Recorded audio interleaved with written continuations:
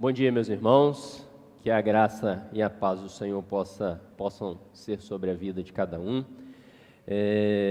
Nós vamos, a nosso tema da nossa meditação nesta manhã, obediência, um dos pilares para a transformação. Eu convido os irmãos a pegarem as suas Bíblias e vamos abrir a palavra do Senhor no livro de 2 Reis, no capítulo 5. Nós iremos ler a partir do verso 1. Vou convidar os irmãos para estarem de pé, para a gente mexer com as articulações aí. Então, 2 Reis, capítulo 5, a partir do versículo 1.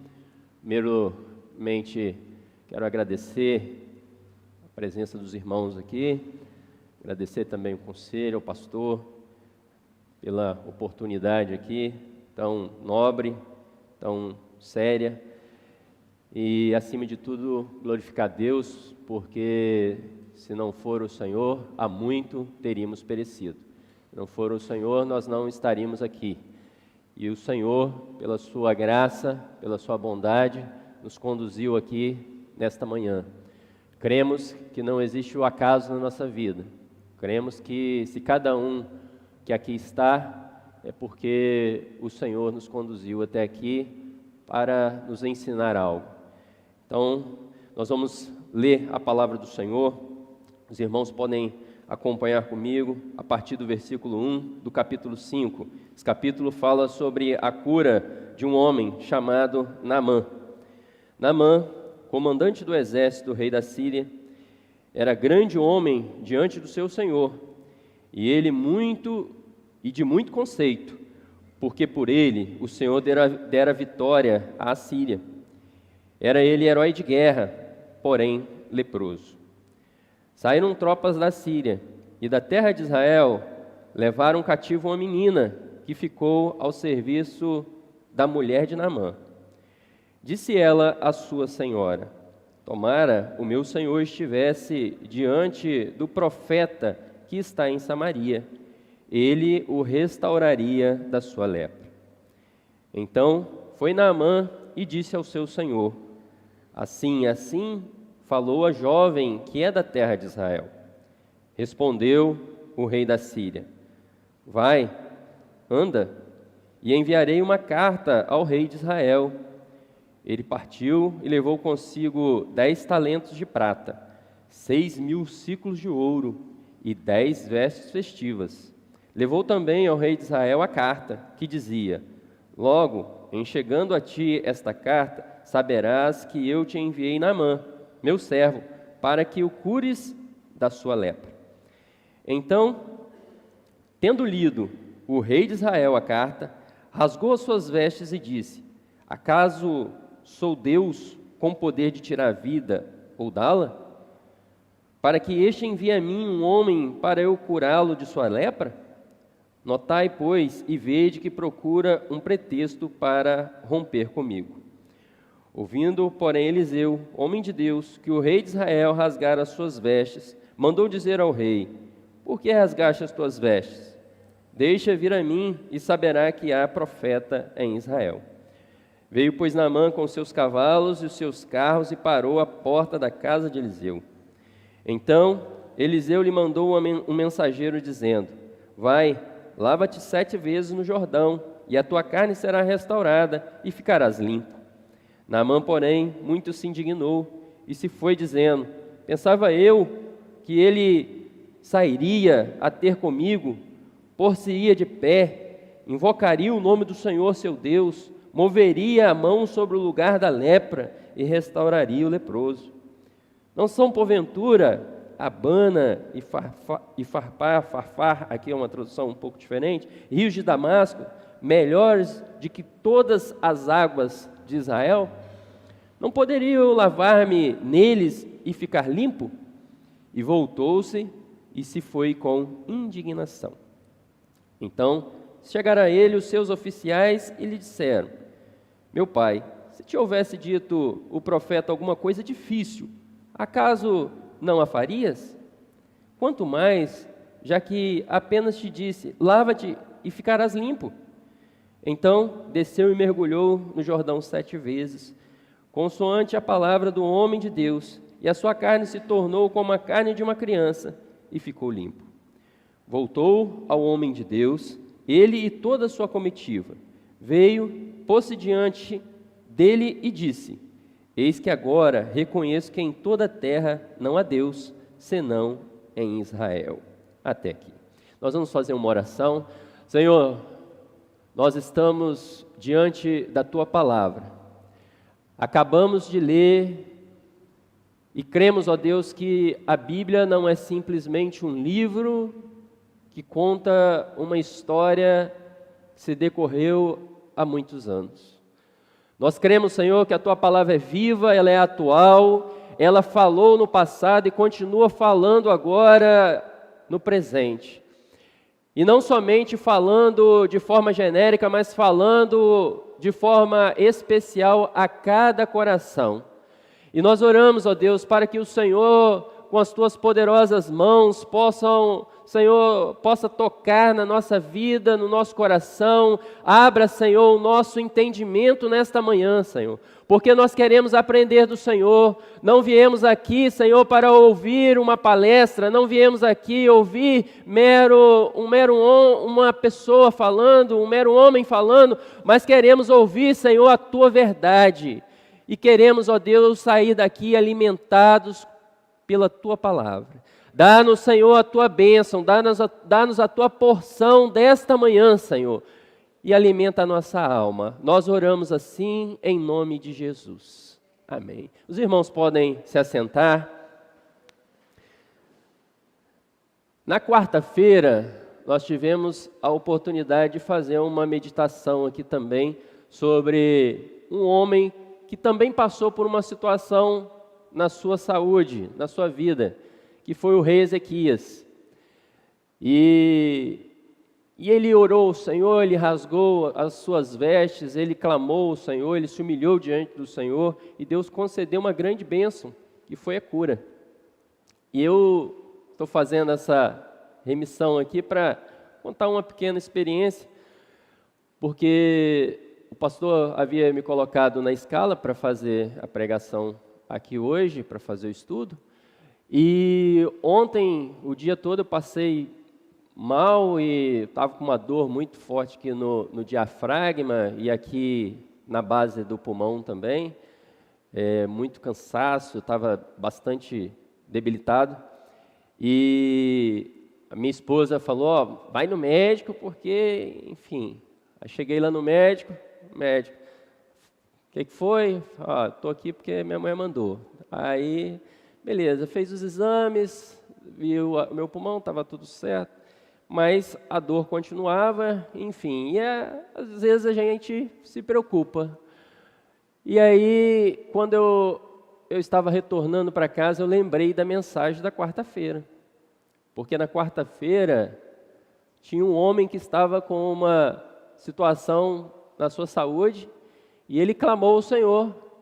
Ele virou para o canto, olhou para a parede, chorou, e o Senhor curou ele, deu vida a ele. E aí, nós não estamos aqui para simplesmente ser como papagaio, né? Repetir aquilo que ocorreu. Nós pregamos e nós temos que viver. E eu lembrei disso. E eu clamei ao Senhor, eu orei ao Senhor. E hoje eu não tenho dor nenhuma.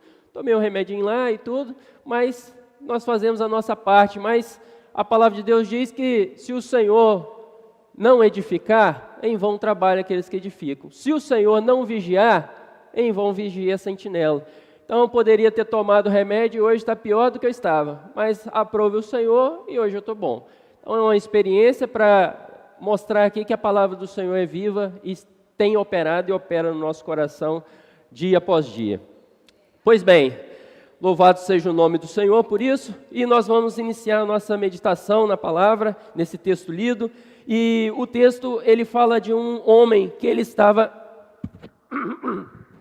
Aí os irmãos, desculpe porque minha garganta, ele falou que estou com um princípio de infecção na garganta e de inflamação, e pode ser que tenha essas questões aí. Mas, enfim, o texto bíblico, ele fala acerca de uma história ocorrida no Israel.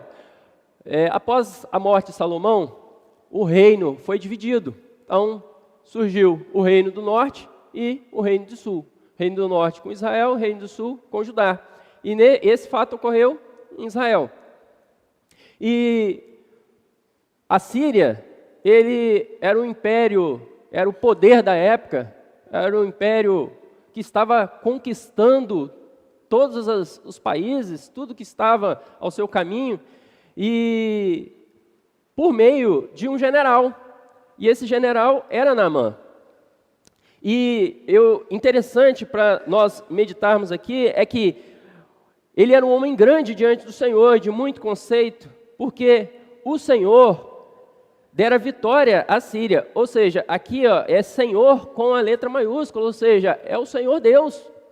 O Senhor estava com a Síria, com o exército da Síria, estava dando vitória à Síria. Ou seja, eles estavam sendo instrumentos nas mãos do Senhor.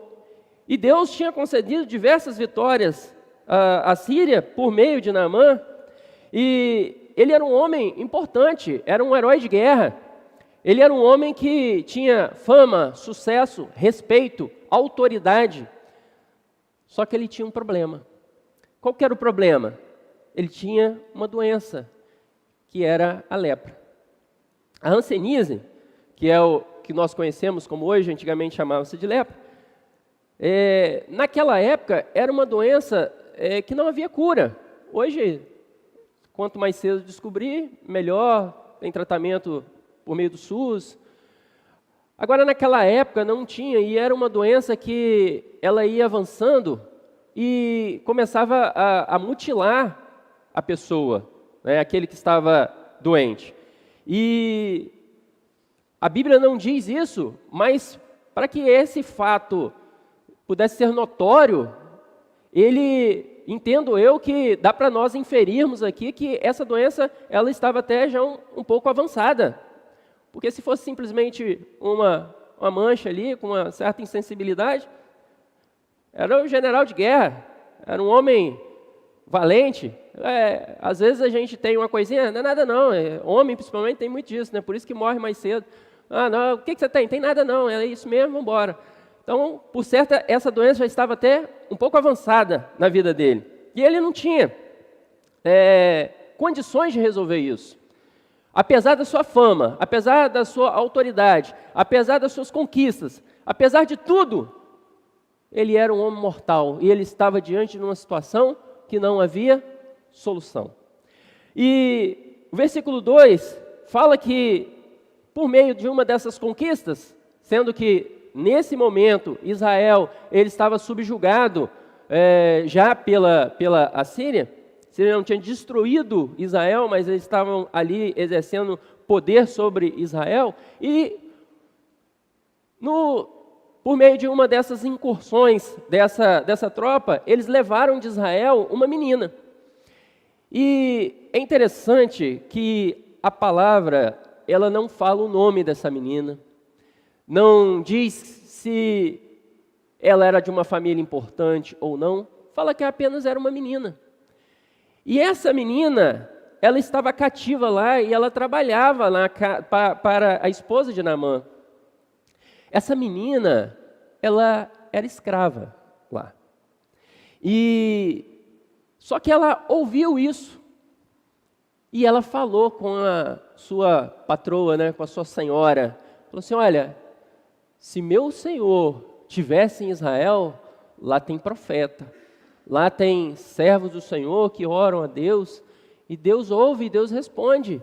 O que é impossível aqui para o meu Senhor, lá em Israel seria possível, porque lá tem um Deus que não conhece o impossível, Ele está acima de tudo. E nós começamos já a fazer uma aplicação desse versículo para a nossa vida, em relação à nossa postura como servo. Aqui ela era uma missionária, né? Ela não foi por livre e espontânea vontade, ela foi levada, mas ali ela estava fazendo uma missão, ela estava em missão, ela estava ali reconhecendo que ela estava exercendo algo ali, foi o que nós cantamos, o Wellington falou, o Júnior também falou acerca de algumas situações. Nós estamos para testemunhar. Ela, racionalmente falando, ela tinha tudo para estar insatisfeita. Ela estava longe da sua pátria, da sua terra, por certo, longe dos seus familiares, dos seus amigos, né, dos entes queridos. Mas ao invés dela murmurar, questionar, ela estava ali e ela deu um testemunho. Ela falou do Senhor dos Exércitos. Isso é importante para nós, por quê? Porque às vezes nós não somos nem escravos, nós não estamos cativos, às vezes nós estamos num local de trabalho que não é aquilo que era o nosso sonho. Mas você escolheu estar ali. Ninguém te amarrou ali. Você pode, mas se eu pedir conta eu não sei o que fazer. Aí já é outra guerra, é outra situação. Mas você não é escravo. Mas às vezes nós estamos naquele ambiente de trabalho reclamando, murmurando. E será que Deus colocou você ali para reclamar ou murmurar? Ou Deus colocou você ali por um propósito? Ou a sua vida está desgovernada e Deus virou as costas para esse mundo e tudo vai acontecer de acordo com as suas próprias decisões, seus próprios pensamentos. Nós não cremos nisso. Nós cremos que Deus, Ele continua regendo o mundo. Não cai uma folha, irmão, não cai uma folha de uma árvore. Imagina quantas árvores tem nesse mundo. Mas não cai uma folha de uma árvore se não houver permissão do Senhor.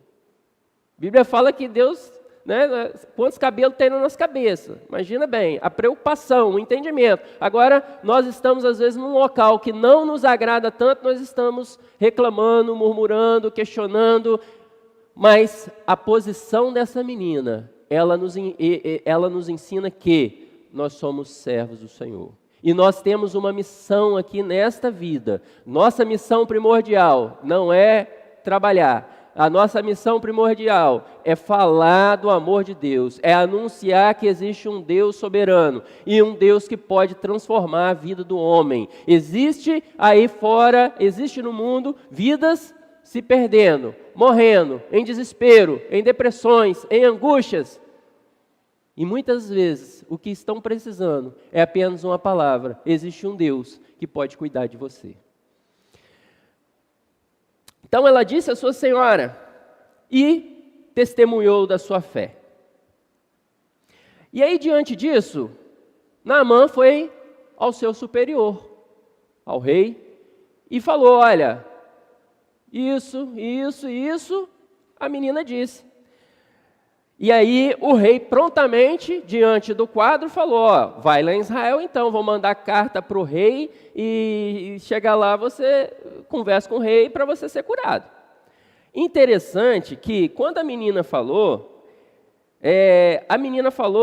que havia, olha só, disse ela a sua senhora, tomara meu senhor estivesse diante do profeta que está em Samaria.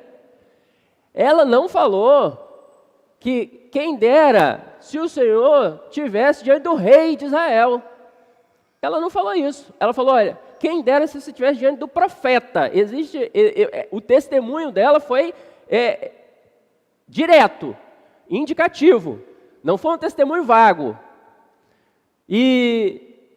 Só que quando Naamã viu, é aquela conversa, né? É igual lá no Éden, né? Vai escutando as coisas e vai transformando aquilo que foi escutado. Telefone sem fio para quem já brincou. E o Naamã foi até o rei deu carta para chegar até Israel, para ele ir até Israel e se apresentar diante do rei. E aí, outra situação, talvez, diante do poderio, do poder do império, ali que estava sobrepujando. Se fosse numa situação normal, Naamã talvez não iria procurar um reino que tinha sido subjugado. Então, o ensinamento que nós tiramos é a necessidade, como diz o ditado popular, né? A necessidade faz o sapo pular, né? A necessidade do homem faz o homem sair da sua inércia. Mesmo buscando em lugares que talvez não sejam tão prováveis. Porque se nós, como Império Sírio, conseguimos derrotar, eles são mais fracos do que nós. Eles são mais insignificantes do que nós. Se tem alguma coisa de recurso, está aqui. E não no império onde eu consigo ser superior a ele. Mas como ele estava diante de uma situação que não havia mais o que fazer, ele aceitou, ouviu de uma menina. A autoridade máxima, uma das autoridades máximas, né, o 02, podemos dizer assim, do reino, ele aceitou uma opinião de uma menina e foi. Beleza. Então, por não necessidade, ele foi aceitar aquilo que aquela menina disse. E quando nós vamos no versículo 7, ele chegou, se preparou, aquela pompa toda, presentes, ouro, prata, comitiva. Imagina bem, né? Chegando aquele povo todo, imagina um primeiro-ministro aí chegando na sua casa, né? E vindo no reino, vindo aqui no governo do estado. E vem com a carta na mão. Chegou diante do rei, apresentou tudo, o rei leu a carta. O rei leu a carta, rasgou suas vestes e disse: acaso sou eu, Deus com poder de tirar a vida ou dá-la? Para que este envie a mim um homem para eu curá-lo de sua lepra? Notai, pois, e vede que procura um pretexto para romper comigo. Quando nós falamos aqui na quarta-feira sobre Ezequias estava diante de uma batalha, e a Bíblia fala que ele rasgou suas vestes, entrou na casa de Deus, rasgou suas vestes, se colocou diante do Senhor, clamou ao Senhor, Deus ouviu o clamor e mais tarde ele teve a vitória. E aqui tem algo semelhante. O rei também rasgou as suas vestes. Mas qual que é a situação específica e especial, podemos dizer assim, que separa essas duas atitudes? Porque num determinado momento, Ezequias ele rasgou as vestes diante do Senhor, rasgou as vestes diante do Deus, do Senhor da glória, e ele se humilhou diante de Deus. E nesse momento aqui, o que o rei fez? O rei de Israel rasgou suas vestes por desespero. Aqui ele estava desesperado. Desespero não resolve problema. Desespero não muda a situação de ninguém. Talvez se ele tivesse tido essa atitude diante de Deus, talvez Deus teria falado com ele e Naamã não teria nem ido até o profeta. Então, o desespero, muitas vezes nós entramos em desespero. Agora, quando nós entramos em desespero, nós temos que lembrar que a palavra do Senhor nos orienta a quê? A buscar o Senhor. Então, rasgar as vestes diante de homens, ou seja, entrar em desespero e começar a contar a sua vida para pessoas como você, que não tem solução para o seu problema, não vai resolver. Entrar em desespero buscando soluções aonde não tem solução. E aí, interessante que ele era rei de Israel. Ele era rei de uma nação que Deus tinha escolhido. Por certo, ele nasceu ouvindo sobre o Deus de Israel. Apesar de estar afastado do Deus de Israel, mas ele nasceu ouvindo sobre o Deus de Israel. Pertencia a uma nação cujo Deus era o Senhor dos Exércitos. Mas, mesmo assim, não reconheceu que havia um Deus que poderia agir em Israel. E aí, diante disso, o profeta, ele ouviu esse desespero todo do rei e mandou chamar. E um outro ponto importante que nós podemos trazer e aplicar para a nossa vida é, nós estamos na igreja. Muitos aqui talvez nasceram na igreja, espiritualmente falando, né? Quase todos aqui devem ter nascido na maternidade, mas espiritualmente falando, nasceram na igreja, estão na igreja, vivem na igreja, tem pais que estão na igreja, nós falamos de Deus todo dia, e aí na hora do momento difícil, o que a gente faz? Esquece isso tudo.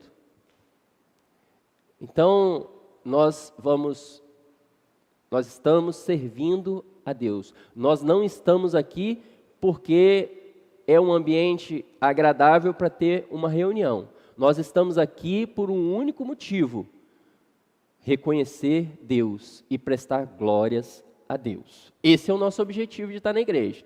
E, como consequência, o Senhor tem cuidado de nós. Poderíamos estar na praia, domingo, céu claro, solarado, praia deve estar cheia. Muitos fizeram suas opções. Nós fizemos outras opções. Por quê? Porque foi o Senhor que nos conduziu até aqui. Por que Deus escolheu a gente e não escolheu outros? Porque Deus é Deus. Simples assim.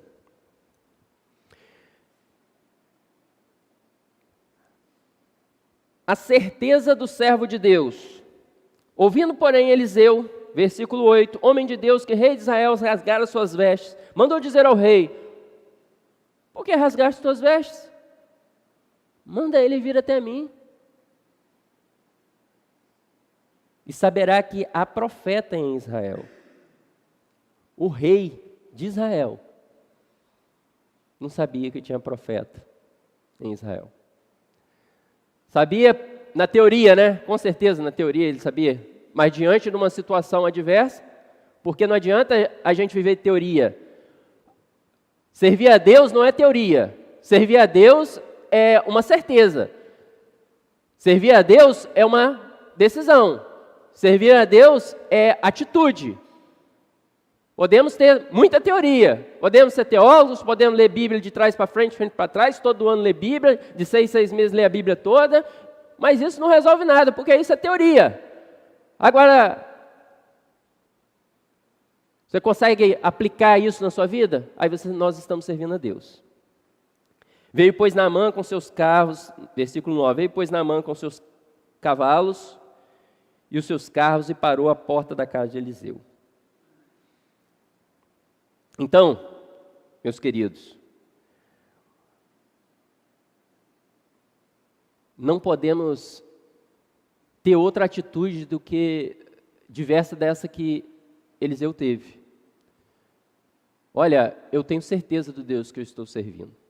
A Bíblia não fala aqui que ele teve um sonho antes, que Eliseu teve um sonho antes, que Eliseu foi revelado, mas Eliseu tinha uma comunhão com Deus. Eliseu andava com Deus, Eliseu era um servo do Senhor. Eliseu tinha vivido experiências e mais experiências com Deus. E quando ele viu aquela situação, ele chamou a responsabilidade. Por quê?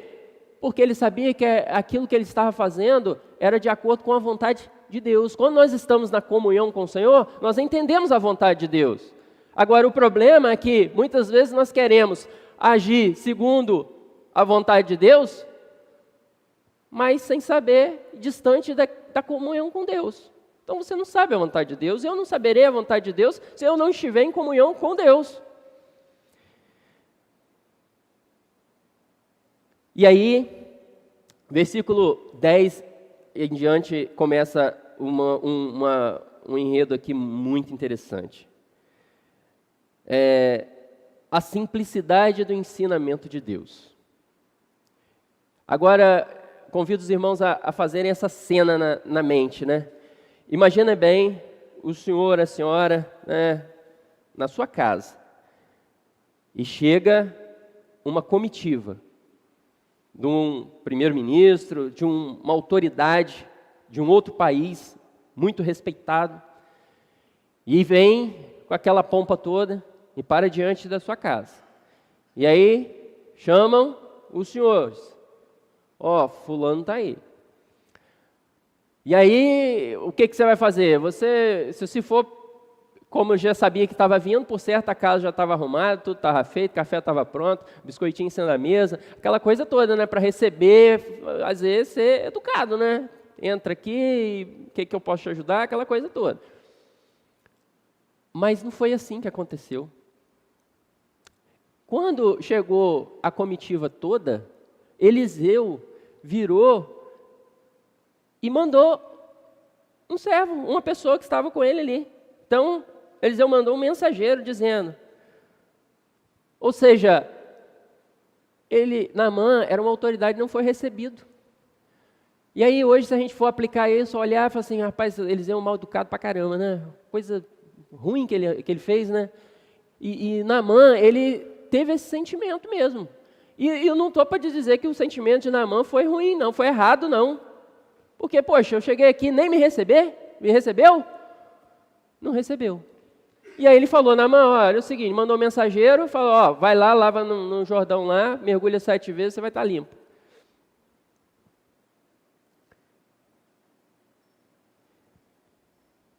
E aí, Deus ele vai ensinando o homem.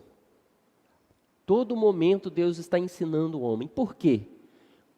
Por que ele não foi recebido? Porque Naamã, ele veio como uma autoridade, ele chegou em Israel como uma autoridade. Ele chegou ali com as suas cartas, com a sua comitiva. Só que Deus, ele não estava olhando para Naamã como uma autoridade. Deus estava olhando para Naamã como um necessitado. Agora Naamã não entendia, ainda não tinha entendido que ele era um homem necessitado apenas. Naquela conjuntura ali, ele não era uma autoridade. Ele era um homem necessitado que precisava de uma graça, de um favor imerecido. Ele não merecia, os presentes que ele trouxe não eram suficientes para pagar o que ele estava precisando. E para Deus todos nós somos iguais. O simples diante de Deus é o que resolve. E Naamã se indignou muito, versículo 11. E se foi dizendo, porventura, eu que ele sairia, ele pensou, né?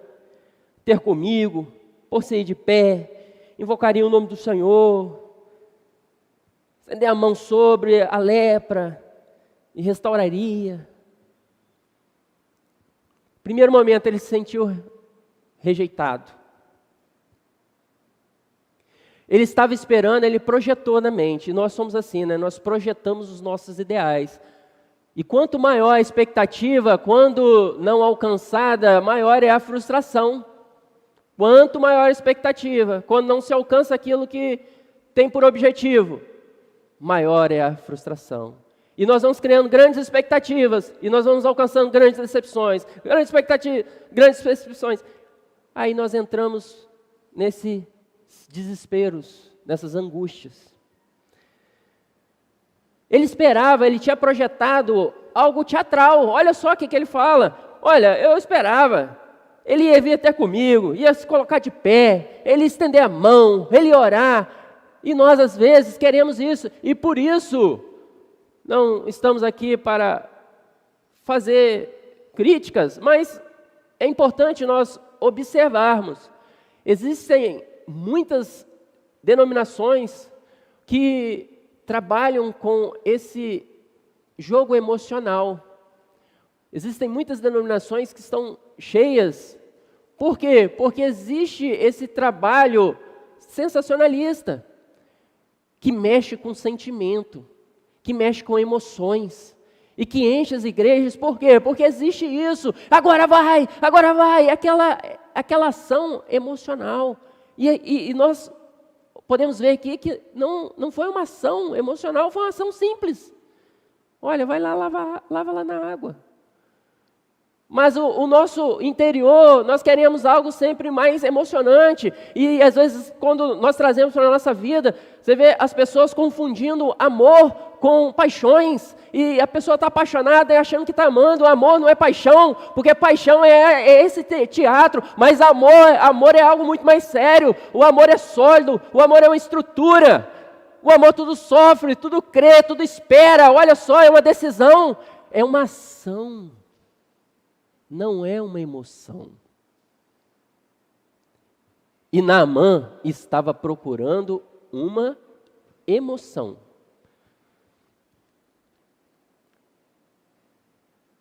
Outra coisa que ele estava esperando, uma bajulação. Ou seja, eu sou uma autoridade, estou aqui com a minha comitiva, eu quero que o profeta venha me atender. Como é que outra pessoa vai me atender? Tem que ser o profeta. Então ele estava querendo a sua bajulação. E outra coisa muito interessante de nós observarmos. Ele já tinha feito na sua mente o que iria acontecer. Ou seja, ele já tinha determinado como seria a sua cura. Como deveria ser a ação de Deus. A ação de Deus na minha vida para realizar esse milagre que eu estou precisando, tem que ser dessa forma aqui. E nós, quando em vez, nós estamos querendo determinar a Deus como fazer. Eu quero que o Senhor abra uma porta de trabalho assim para mim. Eu quero que o Senhor me cure assim. Que o Senhor conceda um casamento assim. Que o Senhor faça assim.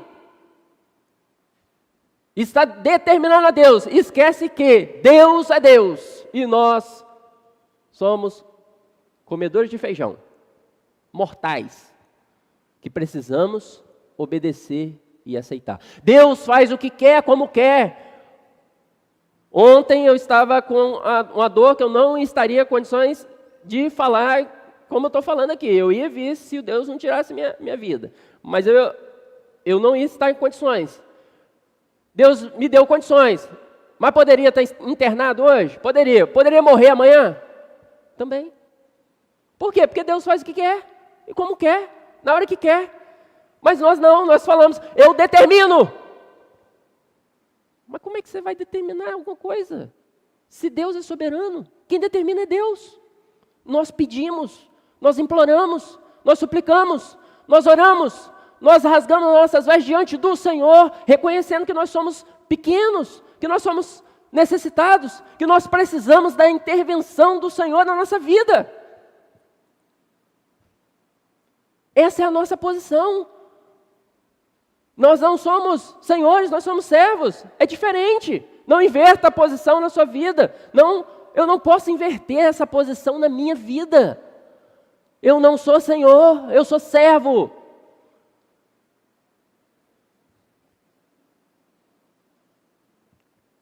Versículo 12. Não bastando essa indignação toda, né? Não bastando essa falta de entendimento, ele continua. Não são porventura Abana, na minha tradução, tá? Abana e Farpar, rios de Damasco, melhores de todas as águas de Israel? Não poderia eu lavar-me neles e ficar limpo? E voltou-se e foi com indignação.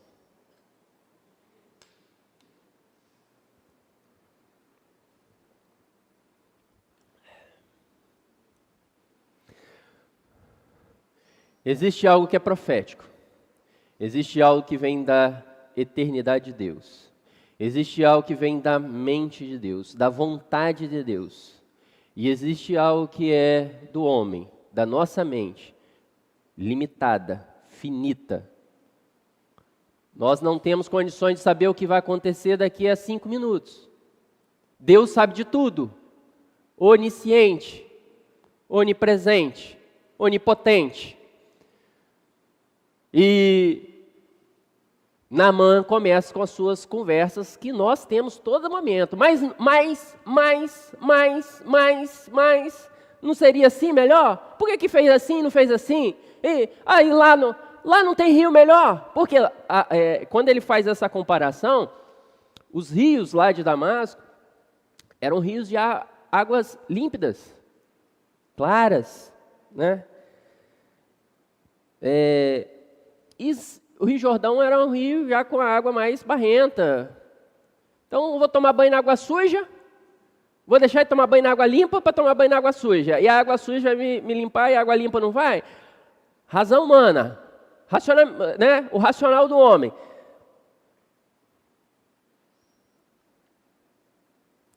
Primeiro Coríntios 2,14, os irmãos não precisam de abrir, mas diz assim: ora, o homem natural não aceita as coisas do Espírito de Deus, porque lhes são loucura.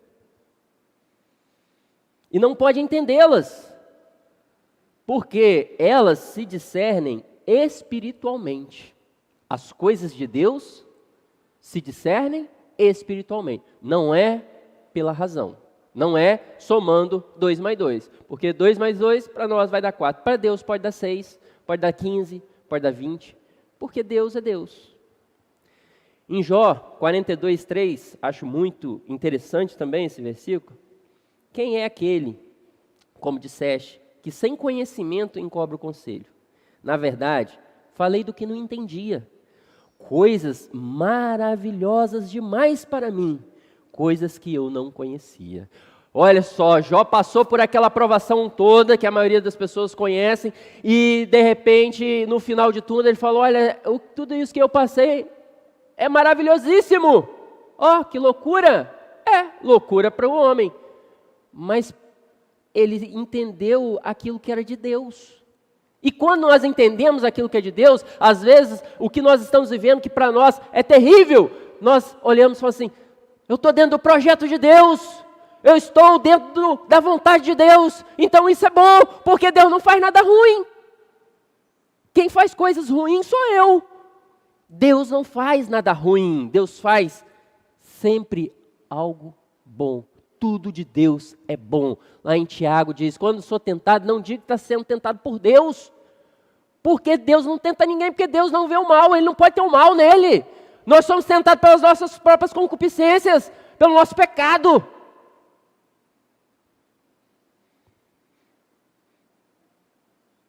Nós, em todos os momentos, a maior parte dos momentos, nós estamos querendo transformar aquilo que é espiritual em material. Aqui Deus poderia ter curado Naamã como tantas outras curas ocorreram. Jesus diante do cego: o que você quer? Eu quero ver. Beleza, vê. É o mesmo Deus, Deus que curou Naamã, é o mesmo Deus que curou o cego. Mas com Naamã não foi assim, porque Deus tinha uma didática própria para ensinar Naamã, para tirar Naamã da sua inércia, quebrar os seus conceitos, quebrar os seus entendimentos, os seus preconceitos, e ir transformando Naamã. Eu estou te ensinando, Naamã, você está aprendendo, Naamã. Naamã não está entendendo nada do que está acontecendo, mas Deus está entendendo tudo. E que Deus está fazendo. Jesus curou outro cego, cuspiu no chão, pegou o lodo, botou lá, fez barro, botou no olho, ó, lava lá no tanque. Poderia ter curado o cego da mesma forma que curou Bartimeu? Poderia, mas Deus quis fazer outra didática, outro ensino. Tem diversas abordagens nesse tema, mas Deus quis fazer diferente. E aí aquele cego poderia ter falado assim: mas por que eu tenho que ir lá no tanque? Me presta um copo d'água aqui, me dá um jarro aqui, eu vou lavar. Mas a ordem não era essa, a ordem era ir no tanque, vai no tanque. A ordem aqui não era para voltar para Damasco, mergulhar no rio de Damasco. A ordem era para mergulhar no rio Jordão, aonde que está determinado. Então está determinado, vá para onde foi determinado. Nós costumamos dizer, quando nós fazemos algum curso lá na polícia, alguma coisa nesse quesito, sempre que eu tenho oportunidade de falar, eu sempre falo: a direção é mais importante do que a velocidade. Não adianta você ser muito veloz se você estiver indo para a direção errada. Eu digo para você ir para a direita, aí você vai correndo muito rápido, você é o mais rápido de todos, mas você está indo para a esquerda. A única coisa que você está conseguindo fazer é se distanciar do seu alvo.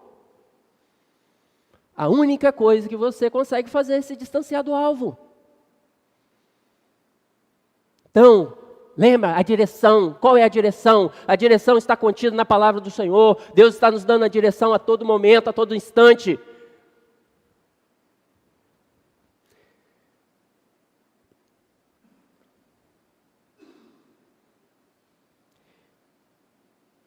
E outra coisa, qual era a determinação? 7 vezes mergulhar.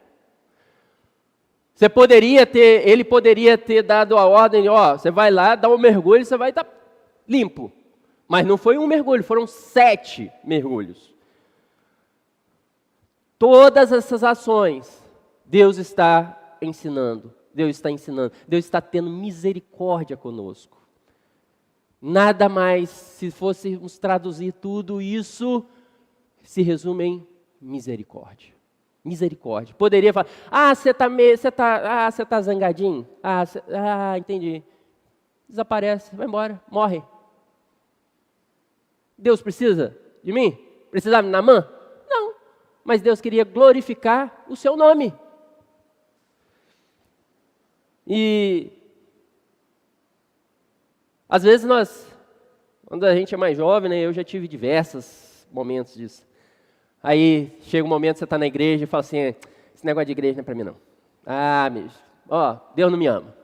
Deus não me ama. Não, Deus não me ama não. Deus ama outro, eu não sou escolhido, Deus me ama, eu não quero saber disso.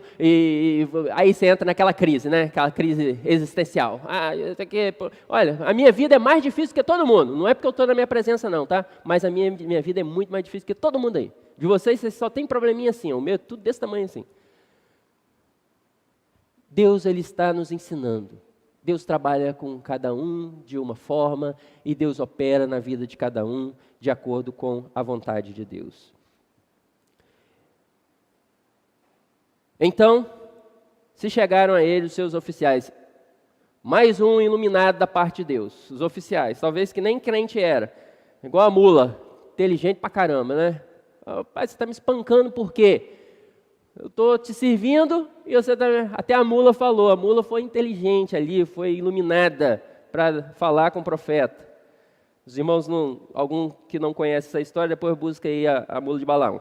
Então, se chegaram até ele, os seus oficiais, e lhe disseram, meu pai, se te houvesse dito o profeta alguma coisa difícil, acaso não faria? Quanto mais, já que apenas te disse, lave-te e ficarás limpo. Às vezes nós estamos dispostos a fazer qualquer coisa difícil. Se o irmão está com o joelho machucado, está ruim aqui, não está conseguindo andar.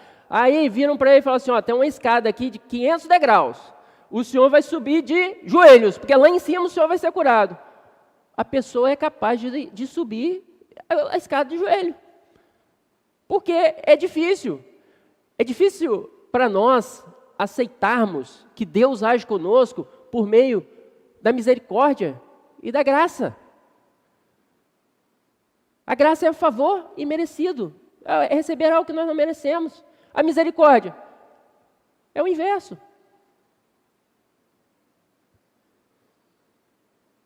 É difícil para a gente aceitar isso, e Naamã teve essas dificuldades também. Deus, Ele quer que nós tenhamos atitudes e obediência, porque o sacrifício foi feito na cruz do Calvário. Sacrifício foi feito na cruz do Calvário. Por quê? Porque quando nós obedecemos, nós estamos tendo uma atitude interna. E essa atitude interna, ela muda o nosso coração, a nossa mente. E Deus, Ele fala assim, Ele pede uma coisa para o homem, né? Filho meu, dá-me o teu coração. Ele não quer que você pegue algo e comece a se martirizar. Ele não quer que você faça caminhadas de 20 quilômetros. Não. E outro ponto interessante. E aí ele ouviu esse conselho dos seus oficiais. E ele desceu, mergulhou 7 vezes. Então desceu e mergulhou o Jordão 7 vezes, consoante a palavra do homem de Deus, e a sua carne se tornou como a carne de uma criança e ficou limpo. Olha só que Deus ele nos surpreende a todo momento. Todo instante Deus está nos surpreendendo. Ele poderia ter simplesmente sido curado da lepra. Mas ele não foi só curado da lepra. A carne dele se tornou como de uma criança. Por certo, esse homem aqui deveria estar mais igual eu, né? Muito tempo de carvoaria, você fica meio né, baqueado aí, com a cara meio enrugada, aquele negócio todo. Esse homem aqui era um general de guerra, estava lascado, e ele teve a pele restaurada, ficou igual uma criança. Então Deus está mostrando aqui que Ele faz muito mais do que nós muitas vezes imaginamos. Ele só queria a cura. Ele foi transformado. Ele foi transformado. Ele não foi apenas curado, ele foi transformado.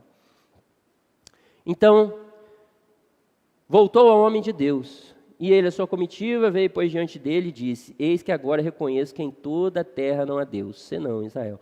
Olha só, eis que agora reconheço que em toda a terra não há Deus, senão em Israel.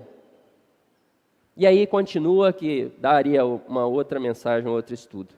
Nosso tempo está findando.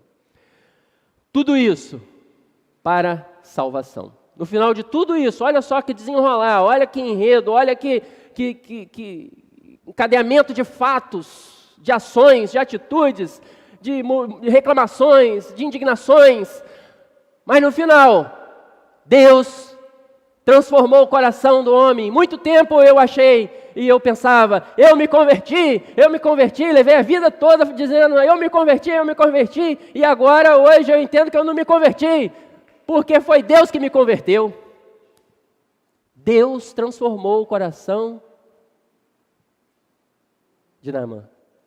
E se fosse pela vontade de Naamã, teria morrido de lepra, porque ele tinha ido embora.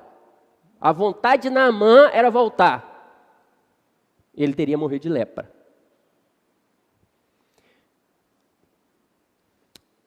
História que ocorreu há centenas de anos. Mas essa história, ela está contida aqui, ó, na Bíblia Sagrada. E nós cremos que isso daqui é a palavra de Deus, a inerrante palavra de Deus. E quando uma história, um relato ou algo está contido num livro, ele simplesmente aconteceu e ficou. Mas quando ele está contido na palavra, esse fato, ele continua vivo, ele continua operando.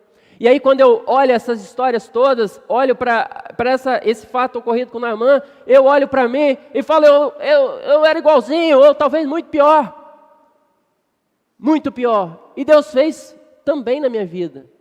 Ah, mas, Salles, você nunca teve lepra, não.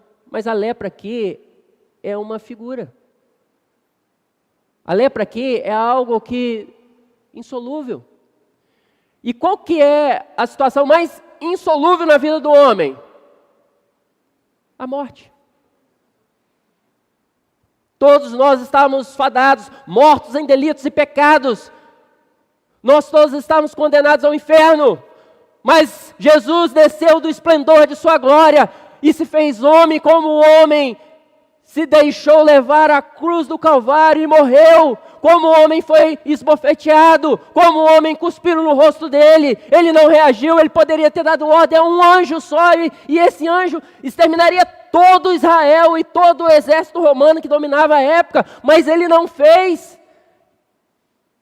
E quando ele morreu, colocaram ele no sepulcro, e todos acharam assim, agora acabou, nós conseguimos, porque aquele que era o transtornador aqui, aquele que estava querendo assumir trono, morreu, acabamos com ele. Enquanto toda a humanidade racional estava pensando assim, havia algo acontecendo, havia uma festa no céu, porque ao terceiro dia ele ressuscitou e está vivo. Oh glória, é isso que nós vivemos. E ele está vivo por quê? Porque ele é Deus. E Ele está vivo e nos deu a condição de ser transformado da morte para a vida. Nós éramos vaidosos, nós somos vaidosos. Eu não sou vaidoso. Eu converso com a maior parte das pessoas, quem não está convertido, fala, eu não sou vaidoso, sou simples. Então, se tem algum irmão aqui que acha que não é vaidoso, lê Eclesiastes. Aí depois conversa. Porque tudo é vaidade, meu irmão. Tudo é vaidade. Nós somos vaidosos. Ou é vaidoso de um jeito, ou é de outro, ou é vaidade. Então nós somos vaidosos. Tínhamos algo e temos algo, diversas coisas na nossa vida insolúveis. E nós somos convertidos. Provérbios 23, 26, para encerrar. Dá-me, filho meu, o teu coração, e os teus olhos se agradem dos meus caminhos. Hoje, tudo isso é para entender que Deus quer transformar a sua vida. E Deus, para transformar a minha vida e transformar a nossa vida, nós precisamos entender que Deus requer o nosso coração. Gálatas 2:20, logo, já não sou eu quem vive, mas Cristo vive em mim. E esse viver que agora tenho na carne, vivo pela fé no Filho de Deus, que me amou e a si mesmo se entregou para mim. Viver é Cristo. Como o Wellington falou aqui, o Júnior também falou, nós estamos aqui para viver Cristo. Estamos lá no trabalho, vamos viver. Está na faculdade, qualquer lugar, nós estamos aqui vivendo Cristo. Amém, meus queridos? Pedir aos irmãos para estarem de pé. Essa meditação dessa manhã está se encerrando. Que Deus possa completar aquilo no coração dos irmãos. Aquilo que não foi da vontade do Senhor, que possa ser retirado. E aquilo que foi da vontade do Senhor, possa ser irrigado. Para que essa semente cresça. Para que dê fruto. E muito fruto.